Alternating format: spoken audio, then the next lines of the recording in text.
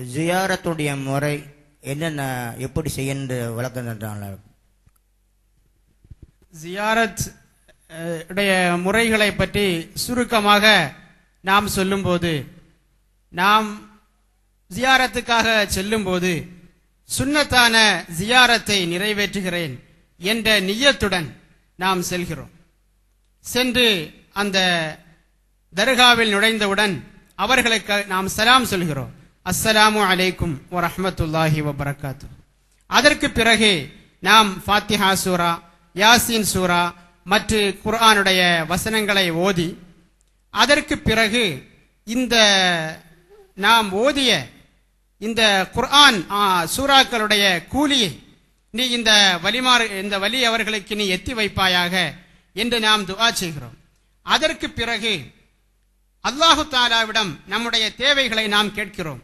நாம் எங்கு வைத்திலும் அல்லாஹு தாலாவிடம் நம்முடைய தேவைகளை கேட்கலாம். ஆனால் புனிதமான இடங்களில் வைத்து கேட்கப்படுகின்ற துஆக்களுக்கு மிகப்பெரிய அந்தஸ்து இருக்கிறது. புனிதமான இடங்களில் புனிதமான நேரங்களில் கேட்கப்படுகின்ற துஆவுக்கு ஒரு தனி மதிப்பு இருப்பதால் அங்கே வைத்து நாம் அல்லாஹ்விடம் துஆ செய்கிறோம். இப்போது நாம் சொன்னதெல்லாம் அல்லாஹு தாலாவிடம் அங்கு வைத்து நாம் செய்கின்ற துஆ. இனி இந்த இறைநேசர் அவருடைய வாழ்நாளில் கராமத்துகள் மூலமாக மக்களுக்கு பல அற்புதங்கள் காட்டியிருந்தார்கள்.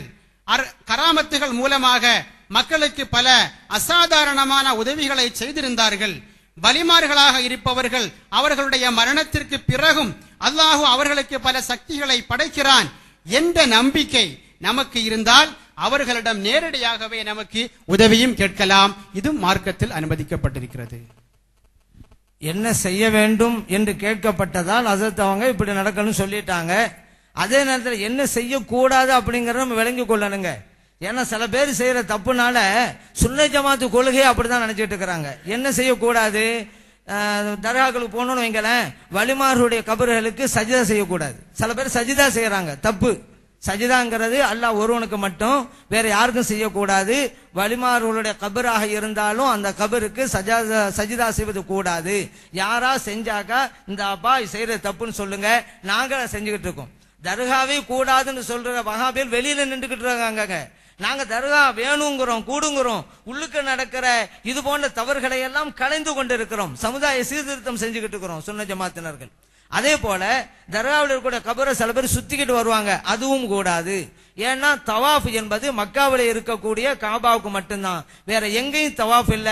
நீங்க வேண்டாம் கேட்கலாம், எங்கேயுமே இல்லையா ஹசரத்து, இந்த வள்ளத்துல ஒரு பொய் காபா கொண்டு அங்க தவாஃப் செஞ்சாங்களே நீங்க கேட்கலாம். அதை விட்டுருங்க, நம்ம தான் ஏற்கனவே சொல்லிவிட்டோமே.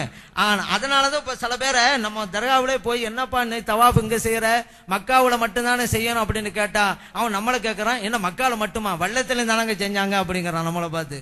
அதை விட்டுருங்க. அதனால தவாஃப்ங்கிறது காபாவுக்கு மட்டும்தான், வேற எங்கேயும் கிடையாது. வலியுல்லா கபரை தவாஃப் செய்யக்கூடாது. சரிதானா? இது போன்ற ஒழுங்குமுறைகளையும் இந்த தர்காவுக்கு செய்யும்போது செய்யணும். அதே போல இந்த ஜியாரத்து செய்வறாங்கல்ல தர்காவுல, ஆண்களும் வர்றாங்க பெண்களும் வர்றாங்க, ரெண்டு பேருக்கும் சுன்னத் இருக்கு. ஆண்களுக்கு ஒரு தனி இடமும் வழியும், பெண்களுக்கு தனி இடமும், இப்படி தர்காவுடைய கமிட்டியார்கள் செய்து கொடுக்க வேண்டும் என்று இந்த மாநாட்டின் மூலமாக நான் வேண்டுகோள் வைக்கிறேன். அது மாதிரி பொதுவாக ஆண்கள் பெண்கள் என்று பிரிக்காமல் பொதுவாக ஜியாரத்தில் செய்ய வேண்டியது செய்யக்கூடாதது என்று சொன்னோம்.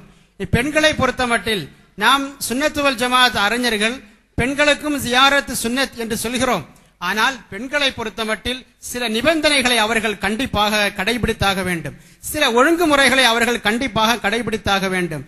ஜியாரத் என்பது மட்டுமல்ல, வெளியில் எங்கு செல்வதாக இருந்தாலும் ஒரு மஹரமான ஆண் துணையுடன், கணவன் மஹரம் அல்ல, கணவன் அது மற்ற மஹரமான ஆண் துணைகள், தந்தை, மகன், பேரப்பிள்ளைகள், சகோதரர்கள், இது போன்ற கணவன் அல்லது மஹரமான ஆண் துணையுடன் மட்டும்தான் செல்ல வேண்டும். செல்லும் போது அவர்கள் முகம் உட்பட தங்களுடைய உடல் முழுவதையும் மறைத்திருக்க வேண்டும். மூன்றாவதாக அந்நிய ஆண்களுடன் கலரக்கூடிய ஒரு வாய்ப்பு அங்கு உருவாகாமல் இருக்க வேண்டும். இந்த 3 நிபந்தனைகளும் கடைபிடிக்கப்பட்டால்தான் பெண்களுக்கு ஜியாரத் சுன்னத்தாக இருக்கிறது என்பது நாமெல்லாம் தெரிந்திருக்க வேண்டிய விஷயம்.